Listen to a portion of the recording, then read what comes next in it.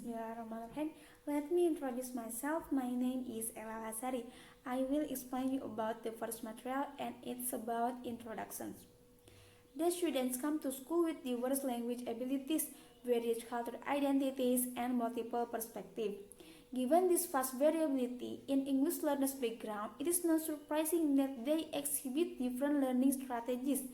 For example, in this journal, in Amerika Serikat, tepatnya di California, ada sekitar 1.591.525 siswa junior high school berasal dari tidak hanya dari Amerika Serikat, tetapi mereka berasal dari Amerika Latin dan juga dari Asia. Mereka datang ke sekolah dengan background yang berbeda-beda. Mereka datang dengan kemampuan bahasa yang beragam, berbagai perspektif, berbagai culture, dan juga lainnya. Dari perbedaan tersebut, maka setiap siswa tentunya akan memiliki learning strategies yang berbeda-beda. While some visually oriented, others prefer learning through hands-on activity. Hands-on activity adalah sebuah model pembelajaran di mana siswa tidak hanya belajar dari yang mereka lihat dan mereka dengarkan dari guru, tetapi dalam pembelajaran ini siswa belajar secara langsung dengan objek yang mereka pelajari. Dalam pembelajaran ini, siswa mengamati dan melakukan identifikasi secara langsung. Model ini dapat dijadikan sebagai salah satu solve untuk beberapa siswa yang mempunyai masalah dalam mengingat materi. Nah, misalnya zaman sekarang anak-anak lebih suka bermain game menggunakan gawai.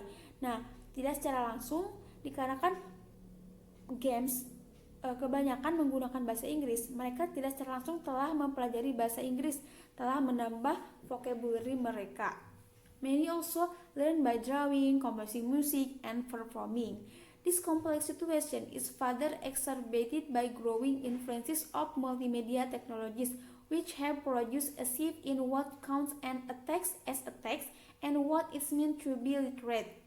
For example, literacy is no longer just the ability to read and write. It is now viewed as the ability to construct and understand the different possibilities of meanings made available by different textual forms associated with diverse domains such as the internet, video games, visual image, graphic, and layout.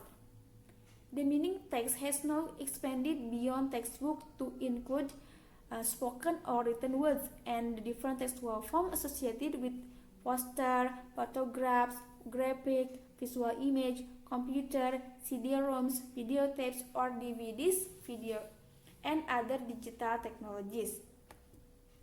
And next about multimodal or multiliteracies and ESL students.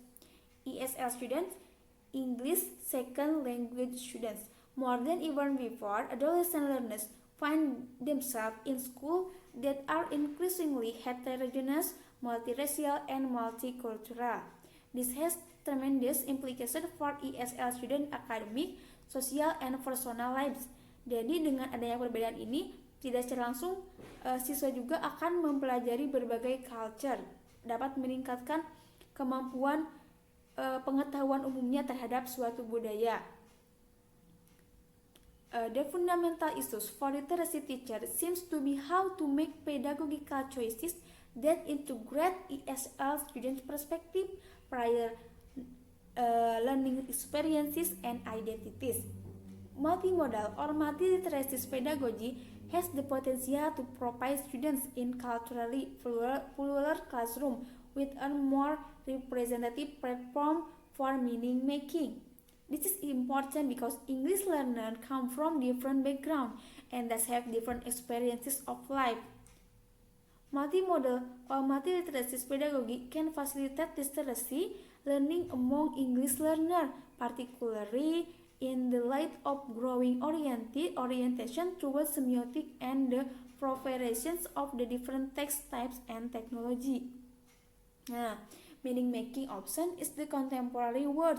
This pedagogy seeks to explain the interrelation and interconnection between the different semiotic modes and the context in multimodal text, and how the diverse modes provide different affordance and constraint and communication and representation. Multimodal pedagogy has the potential to provide opportunities for ESL students to learn about different text types in ways that enhance the expansion of interpretation of text. Students can start reading from language, they can start for interpretation of visual, read the typography, and examine the layout first. Jadi dengan adanya pembelajaran multimodal ini dapat menjadikan siswa lebih mengerti satu sama lain agar tidak terjadinya misunderstanding. Nah, dengan multimodal ini dapat diawali dengan membaca sebuah bahasa, maksudnya membaca sebuah interpretasi of visual, read of typography, and examine the layout first. And next, about semiotic, a theory of meaning making. Halliday, Systemic Functional Linguistics, or ESFL, describe language as a system with meaning potential. Halliday states that a language is a set of options in a state environment that is shaped by how people use it to make meaning. Nah, biasanya pastinya setiap orang menggunakan bahasa untuk menyampaikan sesuatu. Jadi apa yang manusia katakan tentunya pasti memiliki makna atau memiliki maksud tertentu yang bertujuan untuk menyampaikan suatu informasi terhadap orang lain. Halliday identified the three functional framework of meaning. The first one, ideational, interpersonal, and textual. The ideational meaning relate to what is going on in the world, that is how people use language to articulate their experiences. They relate to how words to use to express actions, object, place, event, people, things, qualities, and ideas. They deal with how people represent their experiences through the types of process and participant they use. Jadi dalam ideational ini bahasa digunakan untuk menyampaikan berhubungan langsung dengan apa yang terjadi di dunia nyata, maksudnya. Jadi untuk menyampaikan apa yang mereka mengalami gitu. Nah, yang kedua adalah the interpersonal meanings are concerned with the ways language is used to position people, the kind of speaker or listener. Nah, di interpersonal ini bahwa orang bisa memposisikan diri sebagai speaker atau sebagai listeners yang bertujuan untuk mempengaruhi orang lain. Nah, the textual meaning deal with the role of language is creating text or situation. They are concerned with the how to organize the text into coherent message that is relevant to context the situation. For instance, grammatical lengths like first, second, next, or finally, it helps signal to flow the cohesion of text or communicative events. Jadi dengan menggunakan like, first, second, next, berarti dalam sebuah teks itu terjadinya sebuah koneksi atau sebuah step, sebuah berkelanjutan atau berhubungan dengan menggunakan firstly, secondly, like that. And next about Halliday's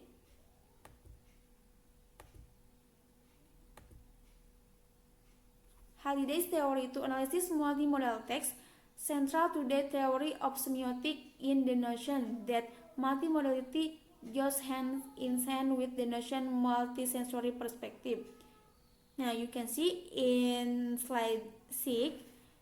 Furthermore, in the social semiotic multimodal theory, Kress and Van Leeuwen 2001 used the term motivate sign to explain that an individual choices of particular sign to represent particular meanings is motivated by the interest of the sign maker to deploy the most possible resources afforded by the society for communications.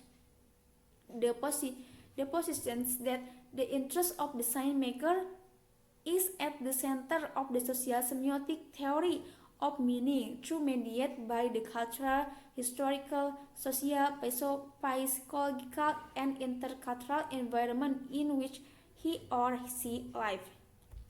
Nah, you can see in figure 1 the relationship between picture, color, use of space, and typography in figure 1 illustrates the essential characteristic of the shifting relationship between language and visual image. Jadi teks itu bisa digunakan sebagai untuk merepresentasikan atau untuk menyampaikan makna apa yang ada di sebuah gambar.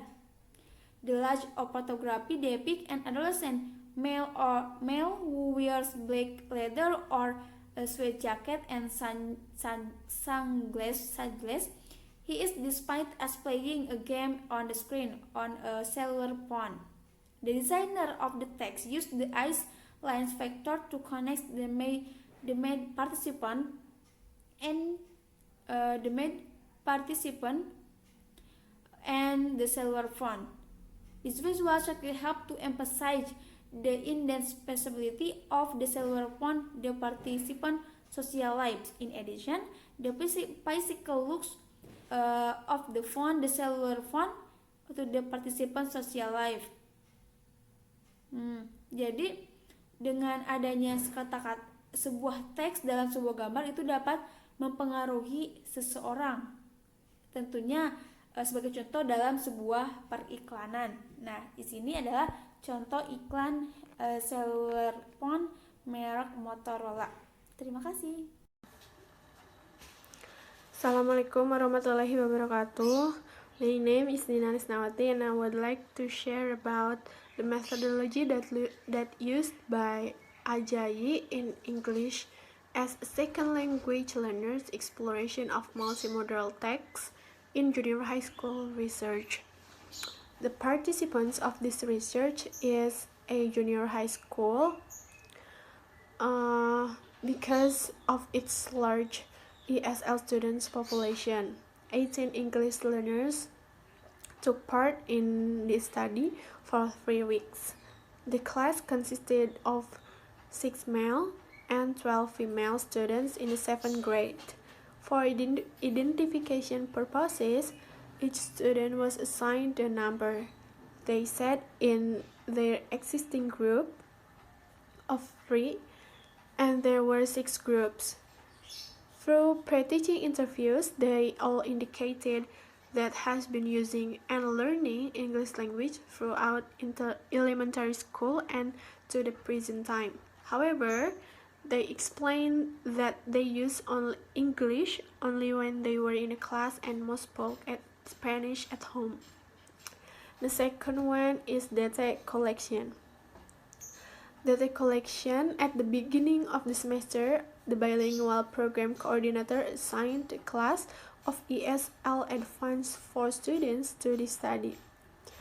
The use of an existing class helped to avoid disruption of students' studies if they were pulled out from different classes. The students into groups based on their English proficiency levels. However, she or the teacher further explained that tests for grouping students were based on the academic English. Using this information and biographical data collected from the teacher, the researcher worked with her to effect some changes in the group composition to allow students of varied English proficiency to work together. And the third one is pre-teaching activity. This study started during 4th week of the semester. Each lesson started by activating the students' background knowledge. For example, students voluntarily share their class experience of advertisement that they have watched on the TV or read in the newspapers. During pre-teaching interviews, the participants commented on their cellular phone. Almost 83% students had cellular phones with them at school. When the teacher asked why they need or have a cellular phones, they say that their phones help them to keep in contact with their parents, peers, friends, and the world at large. And the next one is scaffolding activity. The students work in a small group so that they could share their interpretations and give help one another. Next, students share their answer with the class. The teacher and the researcher corrected students' choice of words and pronunciations and charted their answer on the dry erase board. Then teacher shared her interpretation of the text with the students to model the activity for them. She drew a picture of herself in a denim jacket and asked students to contrast that drawing with the figure of one. You can see in a journal there is a picture, and the picture was a Motorola advertisement for cellular phones. The next one is group practice session. The students work in a pair to discuss how advertisements convince them to buy goods or discuss them from purchasing them or to buy them. The purpose of this activity was to trigger students of the conversation between students that they could share their experience and practice spoken English. The activities help students to explore how interpretations of visual images were important in arriving at decisions about whether to purchase a particular brand of a phone. According to Orba, 1996, structured activities with an open format not only provide a format for uncovering issues, but also to help legitimize discussion that students may discount as irrelevant. The next one is the representation. At the beginning of the class, each student was asked to make a drawing, and then they asked to make at least 5 sentences to explain that big drawing. And then the researcher told students that they could have help from their groups or other groups from the outside member. And then the purpose of this activity is to encourage students to have a collaboration and interaction between them.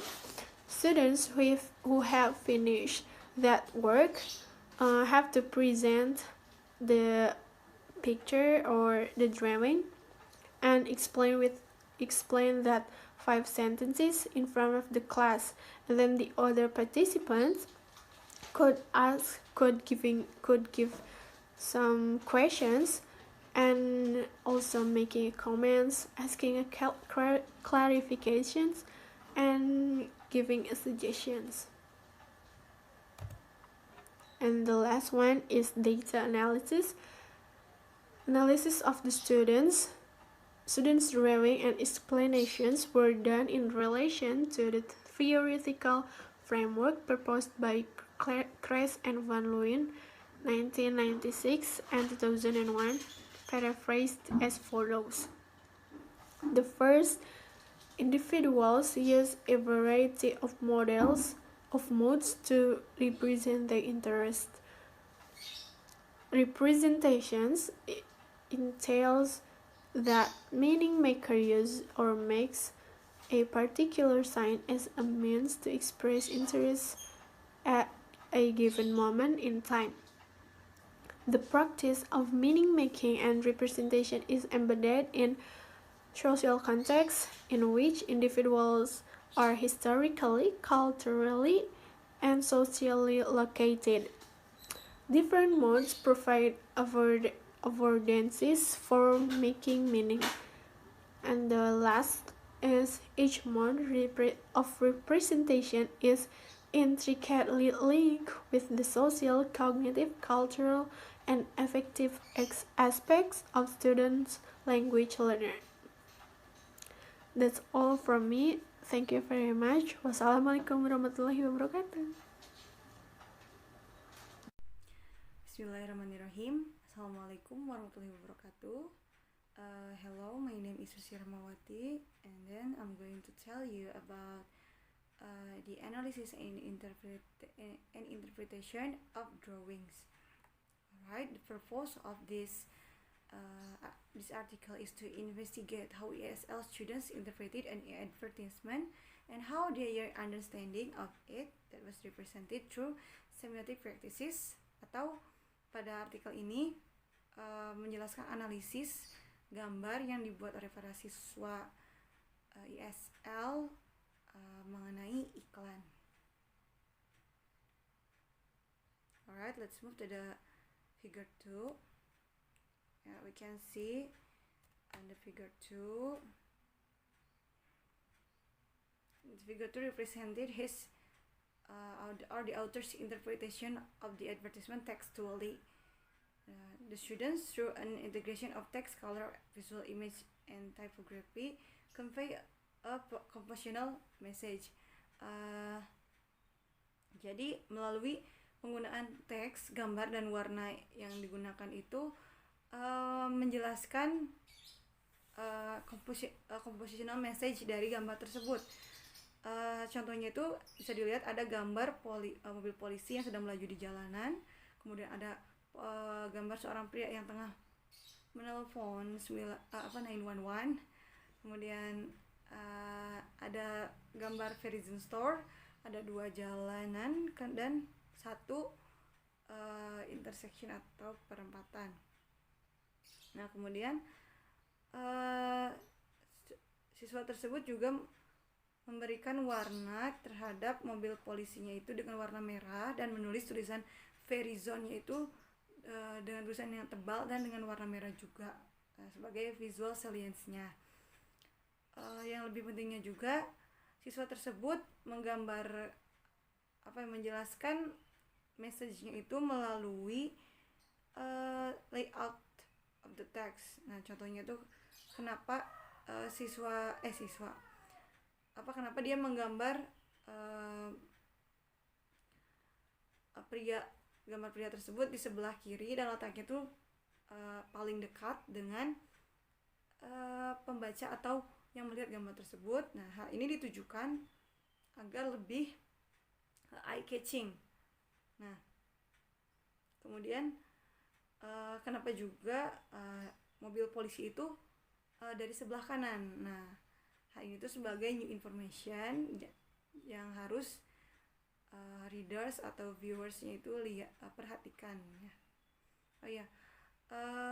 For information, Verizon itu merupakan operator seluler asal Amerika Serikat ya, atau juga merupakan sebuah perusahaan yang menghasilkan berbagai macam produk telekomunikasi.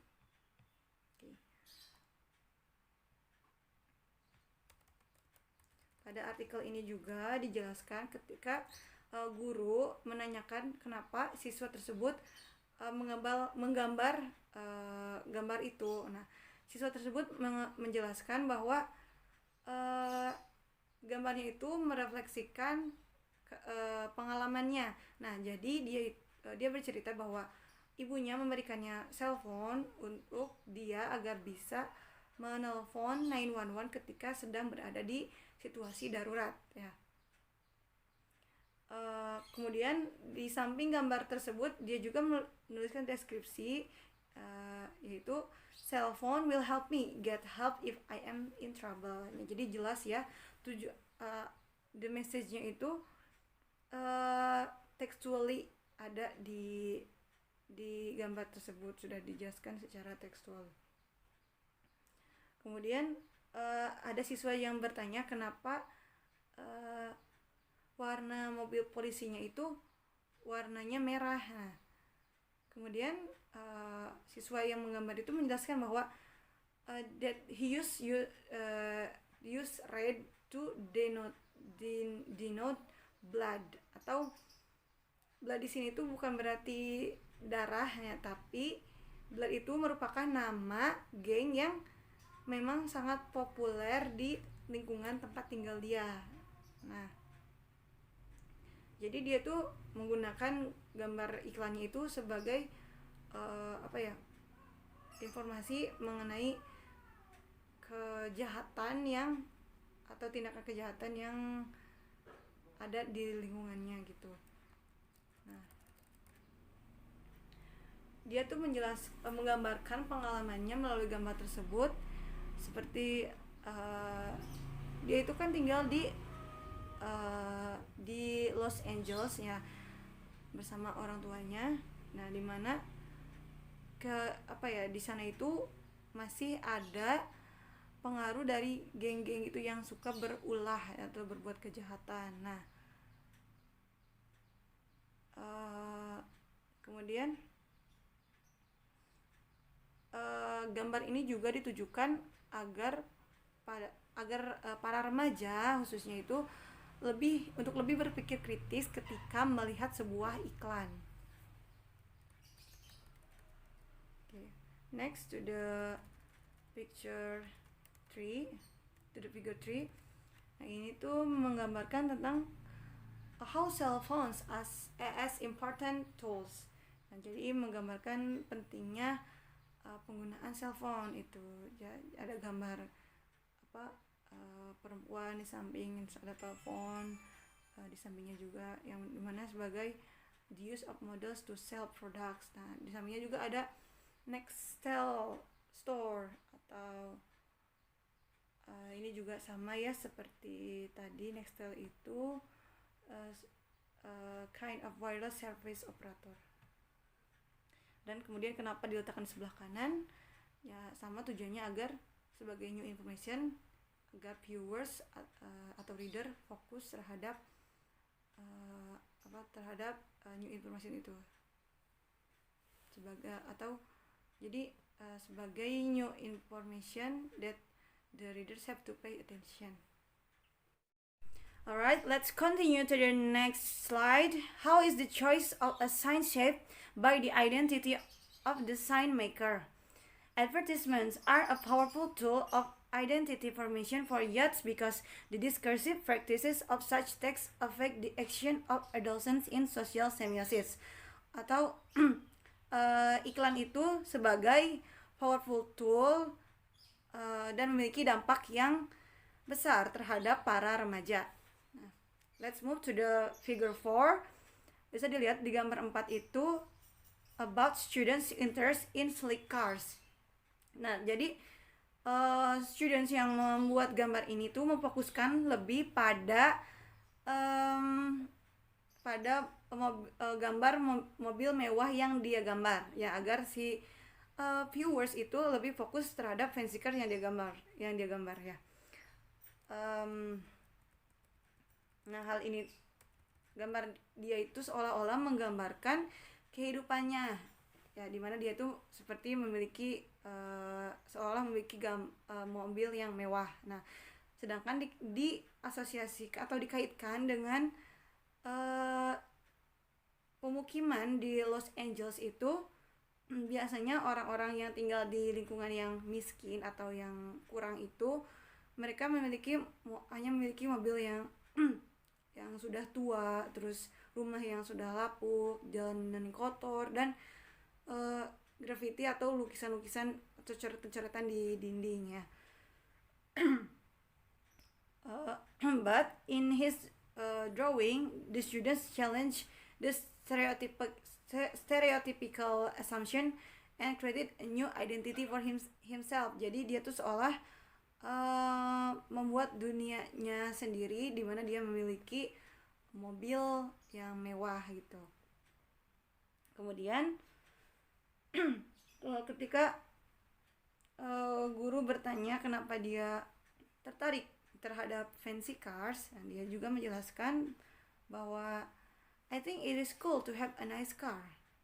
Hold your cell phone and drive around the city. Nah, jadi katanya itu kayaknya bakal keren kalau misalnya saya itu punya mobil mewah sambil pegang telepon dan mengendarai mobil itu keliling kota. Nah, dia juga menjelaskan bahwa dia itu ingin menjadi seorang profesional race car atau pembalap profesional di masa depannya. Dia juga menjelaskan bahwa dia tuh menggambar berdasarkan apa ya, jadi dia terpukau pertama kali melihat gambar mobil mewah di majalah di rumahnya, dan kemudian dia berkeinginan untuk menjadi seorang pembalap yang terkenal dan yang mana bisa menghasilkan banyak uang dan dapat membelikan rumah untuk ibunya. Nah, dia juga memberikan beberapa website untuk sebagai acuan kalau misalnya dia itu ingin membeli mobil, atau bagi siapapun yang ingin membeli mobil itu. Dia juga menyarankan beberapa website. Nah, kemudian pada figure 5 di author figure integrated both visual and verbal modes. Jadi dia menggunakan visual and verbal modes-nya. Nah, bisa dilihat di sebelah atasnya itu menggambarkan kehidupannya yang ideal, yang layak, di mana dia itu hidup mewah dengan status yang tinggi, seperti memegang jadi dinilai dari mobil mewah dan telepon mewah telepon canggih yang dia gunakan sebagai statusnya ya, yang status kehidupan yang tinggi itu. Nah, kemudian di bawahnya juga dijelaskan mengenai what was the real representing the practical ways of using cell phone. Nah, dia juga dia juga menjelaskan bahwa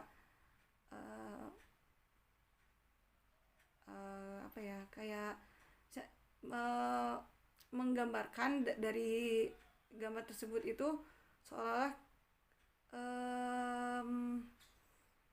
dia itu menggunakan telepon untuk menelpon pacarnya sambil mengendarai mobil mewahnya gitu. Nah, kemudian selama dia menjelaskan mengenai gambarnya itu, siswa tersebut juga menjelaskan bahwa dia itu ingin menunjukkan pada orang-orang di sekitar dia bahwa dia itu had achieved the American dream.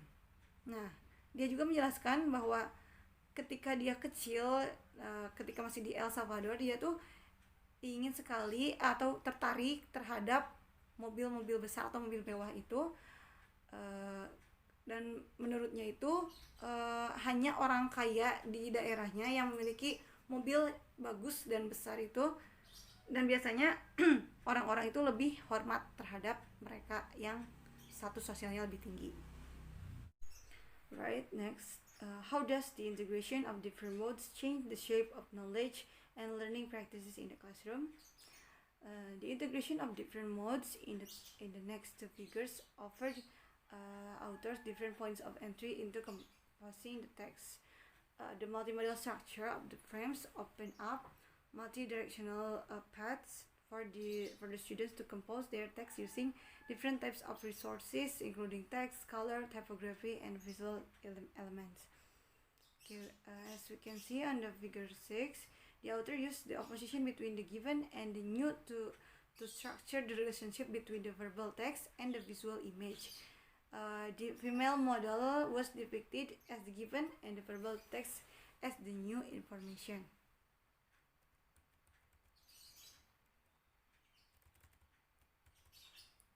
The student explained that she used the verbal text to provide a link between the image of the female and the font. According to her, the use of lexical item as promotion and the dependent clause that this font is better than other fonts was to help present her message clearly. But more important, the author of figure 6 explained that the class that she entered her composition of the text from different path. The author of figure 6 explained that she first drew the female model and later wrote the verbal text. Right.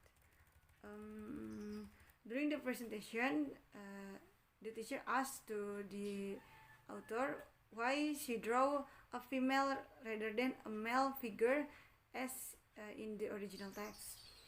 Kemudian dia menjelaskan bahwa kenapa dia menggunakan gambar perempuan itu karena dia bercita-cita untuk menjadi seorang model di masa depan. Nah, dia juga mengatakan bahwa dia mengerti bahwa gadis cantik itu atau wanita cantik biasanya digunakan itu maksudnya biasanya melakukan atau dibutuhkan untuk kegiatan seperti iklan, untuk kebutuhan iklan. Biasanya dia mengetahui kalau iklan-iklan di TV itu model-modelnya itu gadis-gadis cantik seperti itu. And then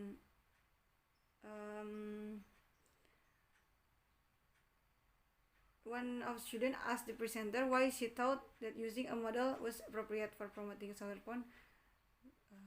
Dia merespon bahwa pretty girls will make you want to buy the phone. Jadi alasannya itu karena gadis cantik itu biasanya bakal menarik perhatian pembeli gitu ya, pembeli telepon ini. Kemudian siswa tersebut juga menjelaskan the students explanation ya, penjelasan siswa tersebut sangat penting ya, at least for two reasons. For the first, the students seem to understand that the choice of effective modes was a critical factor in creating specific aesthetic and ideological impacts in the broader society. And then the second, the students' choice of a female model to represent her interpretation of the text reflected a general practice of the advertisement industry in the broader society. Right? For the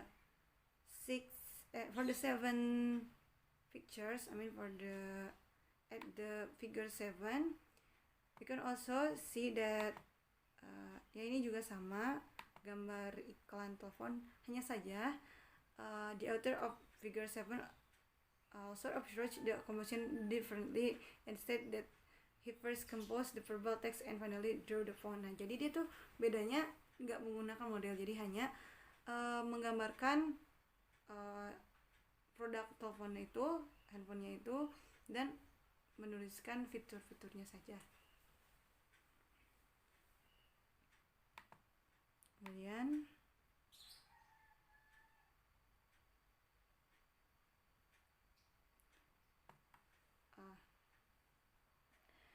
pada gambar 8 at the figure 8 where we can see guy modeling for advertisement. When the teacher asked to the author of figure 8 to explain why he copied the original image, he explained that he had not copied the original because he expressed his own interest in drawing through the addition of such elements as earrings and in the separation of phone and jacket. The students seem to have made a conscious effort to reflect upon and manipulate the cellular phone advertisement to produce new meanings that embodied his perspective. Nah, jadi dia tidak menjiplak iklan teleponnya saja, tapi juga menambahkan fitur-fitur lain yang sesuai dengan perspektifnya dia. Kemudian in his written explanation of the drawing, the author of figure 8 note that the advertisement industry used find guys to do their promotion so that people could buy it. So the people that is making the cell phones are winning a lot of money. Those people are getting rich. Jadi maksudnya itu setelah dia membaca kalimat tersebut, dia tuh kayak menyatakan bahwa dia menjelaskan kepada teman-temannya bahwa banyak produk yang dimana produk tersebut tidak sebagus iklan yang ditampilkan dari produk tersebut. Jadi produk itu tidak sesuai kualitasnya dengan apa yang diiklankan. Nah, jadi dia juga mendapatkan the deal is about making more money and more money. Jadi ya lebih strategi iklanan agar dapat memperoleh banyak uang bagaimanapun iklan tersebut, seperti itu. Tidak. And then the students' drawing and comments raised some important issues. The drawing suggested that the use of advertisement text in literacy teaching and learning could serve as a catalyst for a critical literacy practice that links the classroom to the broader society. And then with the sequence of social activities surrounding the reading of the text, such as the author explanation, comments, models, and examples, and the students' discussion, practice, and sharing as effective in helping them to learn. Alright, that's all from me. Thank you. Hello everyone, my name is Suci Lestari, and in this session I'm going to share about the summary of findings of this paper. Alright, so the title of this paper is English as a Second Language Learners Exploration of the Multimodal Text in a Junior High School. Alright, so the main objective of this study was to explore the principle that ESL students in a junior high school employed and interpret advertisement images and how they used the visual representation to convey their understanding. Alright, so the findings revealed that the students situated meanings of the advertisement text in a specific context that reflected to their own social and cultural experiences. Alright, so let's move to the next slide. So the findings suggested that first, the students experience the advertisement in the study in a new ways of produce new meanings, like which reflective to their personal interests, as shaped by their life histories. Alright, so next, the students demonstrated that the use of multimodal resources had the potential to enhance the language and literacy learning in a way that was transformative and effective to their identities. Alright, and the third, the use of multimodal or multiliteracy pedagogy allowed the students to enter the text composition from the different texts. Alright, and the study demonstrated that the multimodal or the multiliteracy pedagogy could foster the critical literacy practices by offering the ESL students opportunities to create the new identities and challenge discursive practices that marginalizes them. Right. So let's go to the next slide. So right now we are going to talk about the implication for teaching. Alright, so this study contributes to the ongoing dialogue about the new form of the literacy and multimedia readers in the ESL classroom. So the researcher strongly recommend the the integration of such text with the English or the literacy and context area materials. All right, so as we know that as the technology continues to offer more opportunities, the teacher need to challenge the use of the approved textbooks that as the exclusive method of teaching English or literacy and the other school subject. And not only that, the teacher should be able to supplement the district approved reading materials with text from the different genres such as graphics, posters, photographs, billboard, and the teen magazines. Alright, so not only the teacher but the publisher should include text from the various genres in the text in their textbook because of their multimodal articulation or of multiple and integrated discourses that influence the discursive practices among the adolescents. Alright, so in multimodal text, the knowledge is not made available in English only, but it is made available to to the ESL students also because in multimodal dimensional, the student in multimodal the student in multi-dimensional ways through the combination and integration of language, images, graphics, and layouts. Such materials from diverse text type have the potential to motivate, to excite and engage all the learners because they create the opportunities not only to explore and interpret text using the multimodal resources, but also to relate the textual experiences to their own to their own social cultural experience and perspective. All right, so furthermore, all the teachers, irrespective of the subjects they teach, need to think multimodally when choosing the text for their students.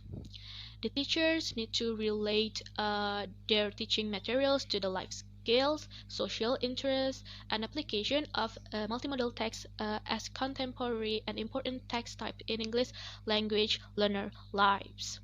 Alright, so in this way, the teachers will align their classroom practices with how adolescents define themselves.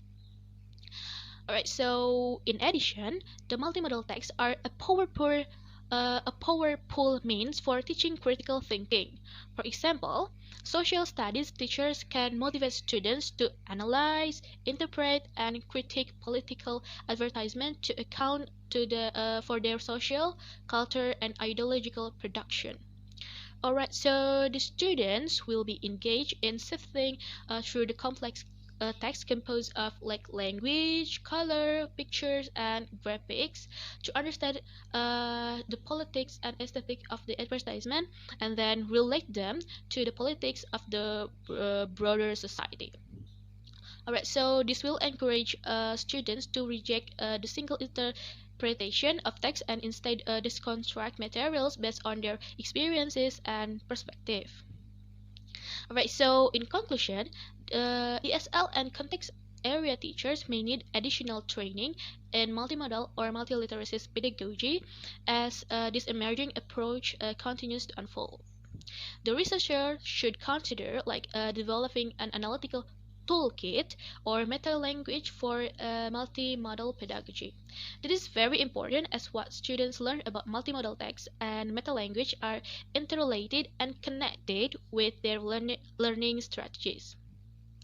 Alright, so this paper suggests a need to identify and develop multimodal theoretical frameworks, general principles, and practical guidelines for the teacher and students to analyze the semiotic features of the different text types and to relate the unique affordances and commonalities to the specific context of their classroom. Alright, so that's all from me. If you have any question, you can ask me or you can ask my members through the chat or the other platforms. Thanks for your attention. See you later.